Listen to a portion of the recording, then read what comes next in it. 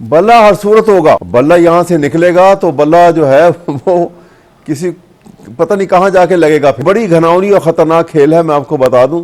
इसके बड़े ही भयानक नतीजे आएंगे। सर, सबसे पहले तो ये कहिएगा, इस वक्त जो सूरत हाल पाकिस्तान तहरीक इंसाफ को दरपेश है, उसमें ये आवाजें उठ रही हैं कि इस फैसले को जो इलेक्शन कमीशन ऑफ पाकिस्तान ने दिया है कि 20 रोज के अंदर अंदर आप इंट्रा पार्टी इलेक्शंस कराएं और फिर रिपोर्ट इलेक्शन कमीशन को सबमिट कराएं, उस पर ये कहते हैं कि हाई कोर्ट में इसको चैलेंज किया जाएगा। क्या ये मुनासिब अमर होगा अगर फैसला कर लिया गया है पीटीआई की तरफ से कि इसको हाई कोर्ट में चैलेंज करेंगे?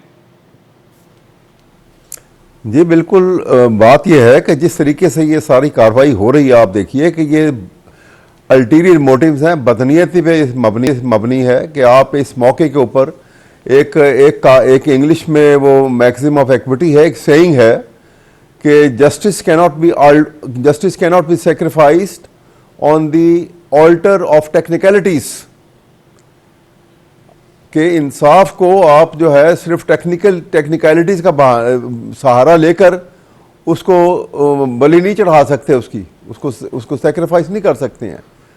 यहाँ पर भी अब ये दानिस्ता तौर के ऊपर के इलेक्शन में जो दिन रह गए हैं वो आपके सामने है। तमाम लीडरशिप जो है वो जेलों में है, उनको अंडरग्राउंड किया हुआ है, उनके खिलाफ कार्रवाई की जा रही है, हरासा किया हुआ है हर एक को। और ये कोई इलेक्शन के लिए हालात कैसे साजगार हैं? बिल्कुल नहीं है। लेकिन इसके बावजूद इन प्रोपोजिशन के ऊपर पीटीआई जो है जो बिल्कुल डिटर्मिन्ड है कि अब इलेक्शन में पार्टिसिपेट करेंगे और इसको चैलेंज भी करने का अपना हक वो महफूज रखते हैं। और इंशाअल्लाह ताला कलेक्टिव डिसीजन एक आध दिन के अंदर इसमें ले लिया जाएगा और उसके कार्रवाई आगे की जाएगी। वैसे वो कहते हैं hope for the best and prepare for the worst. देखिए, बिल्कुल इस्तेहकाक है पीटीआई का कोई इलेक्शन कमीशन के इस फैसले को हाई कोर्ट में चैलेंज करे, लेकिन उसके साथ साथ जहां आप टेक्निकल ग्राफ कर रहे हैं, तो टेक्निकली अगर इलेक्शन कमीशन ये कहेगा कि हमने 20 रोज का वक्त दिया था, आपने वक्त जाया कर दिया और हाई कोर्ट से भी कोई डिसीजन आपके हक में नहीं आता, तो आपको नहीं लगता कि बड़े इम्कानात है फिर कि बल्ला बैलेट पेपर के ऊपर नहीं होगा? बल्ला हर सूरत होगा। हम बिल्कुल इन तमाम प्रोपोजिशन को हमने पूरी तरह से जो है वो देख भाल लिया है और कलेक्टिव डिसीजन ले लिए हैं। और इंशाअल्लाह ताला बल्ला हर हालत में बैलेट पेपर पे होगा। बल्ला यहाँ से निकलेगा तो बल्ला जो है वो किसी पता नहीं कहाँ जाके लगेगा। फिर ये बहुत गलत फैसला होगा और ये ब्लंडर होगा, पाकिस्तान की तारीख का ये बहुत बड़ा ब्लंडर होगा। और इसको ब्लंडर ऑफ 23 कह दीजिए अगर ऐसी हरकत की गई। और ये एक दानिस्ता प्लान के जरिए ये काम किया जा रहा है और ये बहुत खतरनाक खेल खेला जा रहा है। अच्छा, जैसे आप कह रहे हैं कि दानिस्ता तौर पर ये प्लान किया जा रहा है, तो यानी ये खदशा तो आपको है कि दानिस्ता तौर पे शायद चेयरमैन पीटीआई को इस सारे मामले से बाहर रखना मकसूद है कि पार्टी के हेड भी ना रहे वो, और जाहिर इंतखाबात में तो होंगे नहीं क्योंकि उनकी डिस्क्वालिफिकेशन भी 63(1)H के तहत है। तो how do you see that? मतलब अगर वो पुराने इंट्रा पार्टी इलेक्शंस को ले लिया जाए तो आपके बहुत सारे लोग जो आपके पार्टी होतेदारान थे वो तो है ही नहीं इस वक्त, और बहुत सारे ऐसे जो सियासत से ही किनारा कशी इख्तियार कर चुके हैं। तो where does that intra party election stand sir? मैं आपको यही बता रहा हूँ ना कि ये, लेकिन इसके बावजूद पार्टी जो है ये इस स्ट्रेटजी के ऊपर एक पूरी तैयारी भी कर रहे हैं कि किससे एक डिवाइस बनाई जाएगी, एक तरीक़ेकार बनाया जाएगा कि आप किस तरीके से इलेक्शन जो है हम अपना प्रोसेस को उसको मुकम्मल भी कर लें। लेकिन ये जो अल्टीरियर मोटिव है इसको हम हर सूरत इसको इंशाअल्लाह ताला चैलेंज भी करेंगे और ये जो है ये बदनीयती को हम जो है प्रिवेल नहीं होने देंगे बिल्कुल भी। 13 दिसंबर की तारीख बड़ी इंपॉर्टेंट है सर। 13 दिसंबर को chief justice Islamabad high court ने भी कहा कि साइफर ट्रायल का फैसला 4 हफ्तों के अंदर किया जाए। 13 दिसंबर को वो भी इंपॉर्टेंट मामला है, साइफर ट्रायल वाला भी, और उसमें जो इंट्रा पार्टी इलेक्शंस कराने का कहा गया उसमें भी आपको पाबंद किया गया कि 20 रोज के अंदर अंदर कराएं। और फिर 13 दिसंबर को इलेक्शन कमीशन ऑफ पाकिस्तान इंतखाबी शेड्यूल का ऐलान भी कर रहा होगा। तो ऐसा तो नहीं कि चेयरमैन पीटीआई और फिर बल्ला ये दोनों पीटीआई के मुकद्दर में ना हो? ऐसा हो नहीं सकता। ये फैसला तो जो होगा देखी जाएगी, जो सूरत हाल होगी।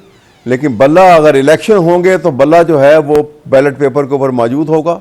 पीटीआई को इलेक्शन में पार्टिसिपेशन से रोका नहीं जा सकता। एक ही तरीका है, इसको बैन किया जाता।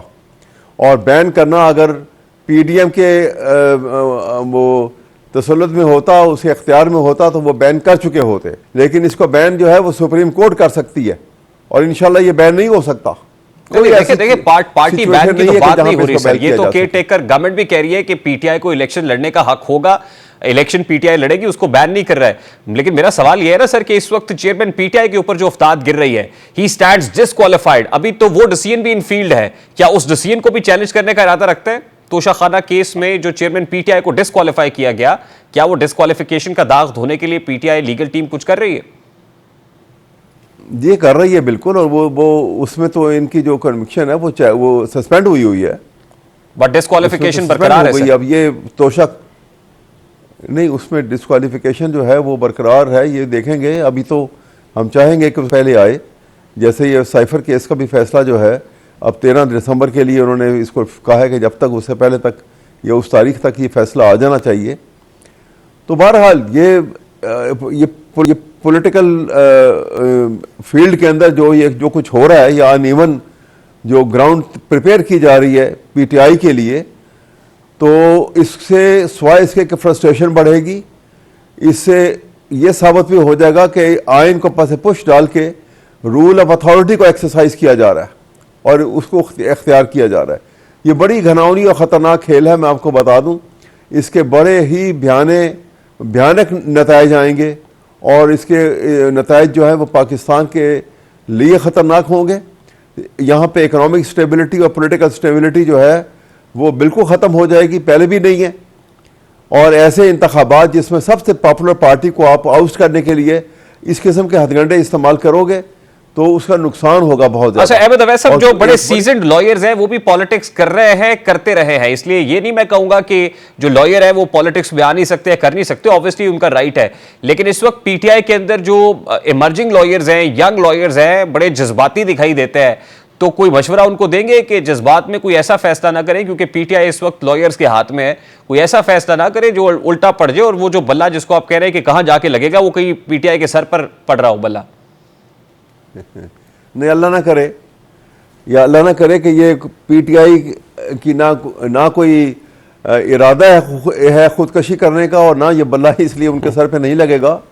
ये मुखालिफ फोर्सेस को तो ज़रूर नुकसान पहुंचा सकता है और पहुंचाएगा, यकीनन पहुंचाएगा। इलेक्शन होगा और इलेक्शन में बल्ला बीच में होगा, और आप देखिएगा कि ये जितने इस वक्त तो जो बहुत बड़े बड़े जुगादरी बन के आए हुए हैं कि जी हम कहाँ से आए और ये लड़ेंगे और करप्शन के बादशाह हैं।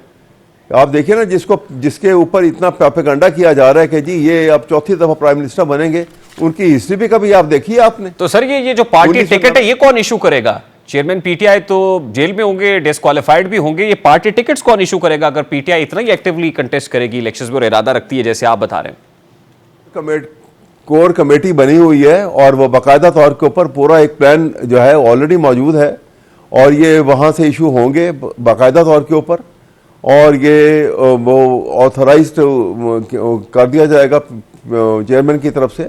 हमने तो देखा ना कि जमान पान के बाद एक लंबी क्यू होती थी जिसमें उम्मीदवार आते थे इंटरव्यू देने के लिए, टिकट्स के लिए, सब कुछ चल रहा था। लेकिन अभी ये प्लानिंग कर लिया आपने, कहां से किस हल्के से कौन कंटेस्ट कर रहा होगा, ये तो बहुत कम रोज रह गए।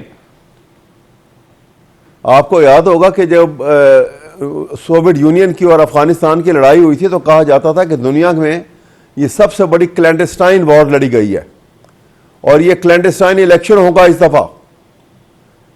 सिर्फ अगर हमारे कैंडिडेट जो हैं इलेक्शन में खड़े होंगे हर कॉन्स्टिट्यूएंसी से, और आप देखिएगा कि वोट किस तरह पड़ता है उनको। सर कैंडिडेट्स होंगे कौन, ये तो सब बताएं, इनको कोई पता लग इशारा तो जाएगा। करें, कैंडिडेट्स कौन होंगे पीटीआई के?